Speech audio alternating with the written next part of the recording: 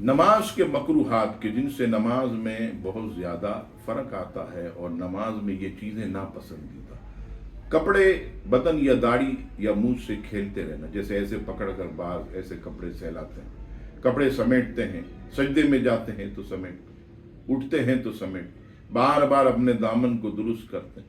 इसी तरह नमाज में ऐसे ऐसे हिलना, आप देखिए बाज लोग ऐसे नमाज पढ़ रहे होंगे हिलेंगे।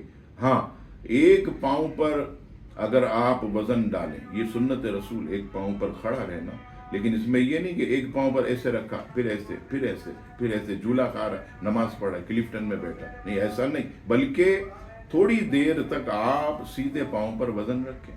अब देखा कि अब वजन जो है वो काफ़ी पड़ गया, अब आहिस्ता से उल्टे पाँव की तरफ आ जाए, फिर उल्टे पाँव पर। ये ख़ास तरावी सलात व तस्बीह में होता है, बाकी आम नमाजें तो आप जानते हैं कितना उसमें फ़र्क नज़र नहीं आता। और ख़ास तौर पर गर्मी में लोग जो है वो आस्तीनें चढ़ाते, समेटते, याद रखिएगा ये भी नमाज को मकरू करता। इसी तरह जो है अगर पेशाब की शिद्दत हो, हवा खारिज होने की शिद्दत हो, पाखाने की शिद्दत हो, तो याद रखिएगा ऐसी सूरत में भी नमाज न पढ़ी जाए, इससे नमाज में फ़र्क आता है।